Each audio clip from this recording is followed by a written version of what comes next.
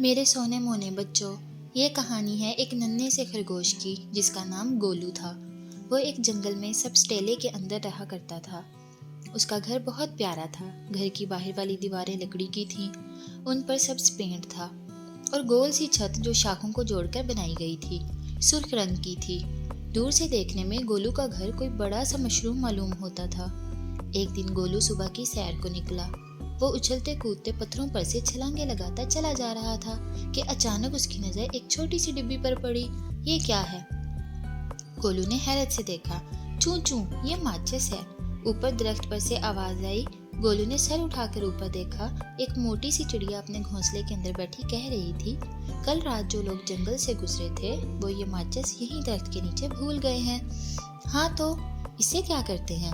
گولو نے حیرانی سے ڈبی کو ہلایا۔ اس سے آگ لگاتے ہیں، میں نے خود دیکھا تھا۔ وہ اس میں سے ایک چھوٹی سی لکڑی کو ڈبی سے رگڑتے ہیں تو آگ کا شعلہ نکلتا ہے، چڑیا نے بتایا۔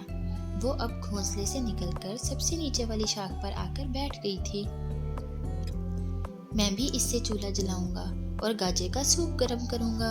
آہا، گولو نے کہا اور تیزی سے چھلانگیں لگاتا واپس چلا گیا۔ اس نے چڑیا کی پوری بات بھی نہ سنی۔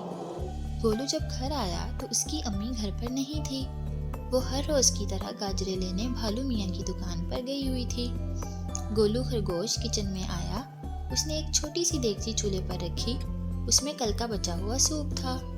گولو نے ماچس میں سے ایک سٹک نکالی اور اسے چولہے کے قریب کیا۔ لیکن یہ کیا؟ چولہا تو آگ پکڑ ہی نہیں رہا تھا۔ سٹک پر لگی ہوئی آگ گولو کے ہاتھ پر لگنے لگی تو اس نے گھبرا کر سٹک کھڑکی سے باہر پھینک دی۔ پھر اس نے دوسری سٹک نکالی، پھر تیسری، چوتھی، لیکن چولہا کسی طرح بھی آگ نہیں پکڑ رہا تھا۔ گولو آگ لگی ہوئی سٹک کھڑکی سے باہر پھینکتا رہا۔ تھوڑی دیر بعد دروازے پر دستک ہوئی۔ گولو نے دروازہ کھولا۔ امی اندر آئیں تو انہیں کچھ جلنے کی بو آئی۔ گولو، کیا تم کچن میں گئے تھے؟ ہاں، نہیں، وہ اس نے بتانے کی کوشش کی، لیکن خرگوش کی امی بہت جلدی میں تھیں۔ وہ کچن میں تیز قدموں سے آئیں اور جلدی سے سارے چولہے چیک کیے۔ کچھ بھی نہیں چل رہا تھا، سب ٹھیک تھا۔ ہاں، سوپ والی دیگچی شیلف پر پڑی تھی۔ گولو، تم سوپ گرم کرنا چاہ رہے تھے؟ گولو نے کوئی جواب نہ دیا۔ وہ جلدی سے کچن سے باہر چلا آیا۔ اسے کچھ سمجھ نہیں آ رہا تھا کہ وہ امی کو کیسے بتائے۔ امی جب کمرے میں آئیں تو گولو کمرے میں خاموش بیٹھا تھا۔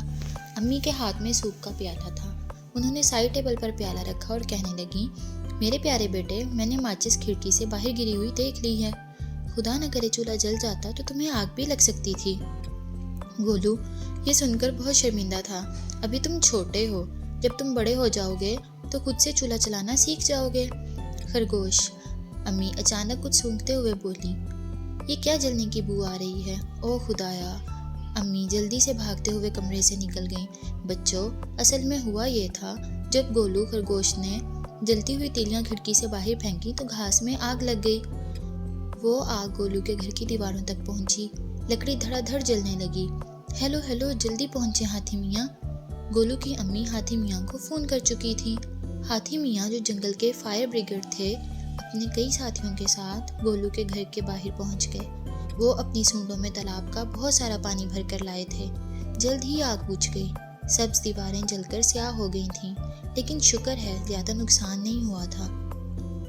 گولو نے امی کے ساتھ مل کر دیوار بنائی۔ بندوں نے بھی ان کی مدد کی، لکڑی کاٹ کاٹ کر دی۔ اب کی بار گولو نے زرد رنگ کا پینٹ کیا ہے۔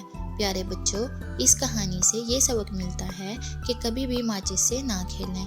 جو کام خطرناک ہو وہ اپنے بڑوں سے کہیں، خود کرنے کی کوشش نہ کریں۔